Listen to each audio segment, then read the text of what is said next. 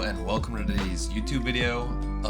Today we're going over my first tournament game that I played yesterday on Monday. And let me just say, this week is going to be the most painful for me to review my games. I've left with the same result before, but this is the angriest I've ever left a chess tournament. And you'll see why on my last game recap. Like, it's just the worst thing I've ever done in a chess game. But yeah, just stay tuned until that. It'll be up in 2 days, so yeah. First game, we have Black against Srinath. I've never played against this player. In fact, I've never done a recap on any of these players that I played this week, but I have played one of the players.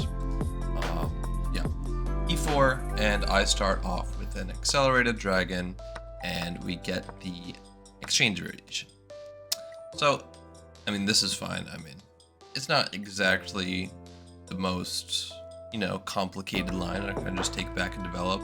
But he chooses this kind of aggressive move with queen d4, but this equalizes pretty easily for black after knight to f6. E5 isn't scary because I just go knight to d5. If he pushes e6 now, I just go knight back to f6, and there's a lot of, well, there's not a lot of theory. But there's some theory there, but I know it, so I wasn't too worried. But my opponent makes a mistake with c4. The reason this is a mistake is because it's kind of committal. You kind of just pushed your pawns way too far forward, and you're only really moving pawns here. And here, I can actually force the queen off of this diagonal, which is the only problem in my position right now, with queen to b6. So I'm like, okay, I may as well just play this because it forces the queen off this diagonal. I get a queen trade if I want, which is good for me since his pawns are overextended, and my position is just easier to play in my opinion. So yeah, he takes, knight takes obviously, and then he plays it bishop d2 with a very clear idea of going bishop to c3, trying to get on this diagonal, but I just go bishop g7, bishop to c3, and here I find the top move, knight to a4, again hitting the bishop off of this diagonal. And if the bishop goes to d4, then I just play not f4, but c5, and the bishop is just knocked off the diag, and I win the e5 pawn for free. So yeah, my opponent plays f4, supporting the pawn, but now I have a very strong move, rook to b8. Now this move is just so good because he has no way to defend this pawn besides pushing b3. Now, the reason this is still so good for me is because after knight takes c3, knight takes c3, I can play d6 because this pawn is pinned, and this just is so good for my position. It opens up my bishop. I'm like winning a pawn by force. It opens up my other bishop. And yeah, his knight can't really do anything. His bishop kind of sucks as well because of the c4 move. Yeah, my opponent long castles, which I was surprised with. So I take, and knight e4 to get out of this. I simply just castle. Opponent plays bishop to e3. I'm assuming he wants to put his bishop on f3, trying to hit my one weakness on c6. So I play a5, trying to play a4 to try and break apart the pawn chain around the enemy king. So my opponent plays knight c5, stopping a4, and I play bishop to d6, and now he puts his knight on the rim. And as we all know, knights on the rim are dim. Now here, I don't know what I was doing. This is where the game starts to slip. Bishop to a4 is just so incredibly good that I just need to play it. Like, he's literally almost getting checkmated. For example, if he goes here, he's like getting crisscross applesauce. His king's in the corner.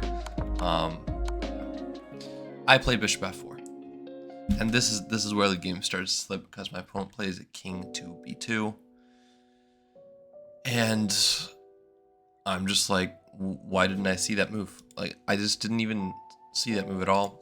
So I play bishop back to d6. Yeah, this is where it starts to slip. My opponent plays a bishop to f3, attacking my only weakness.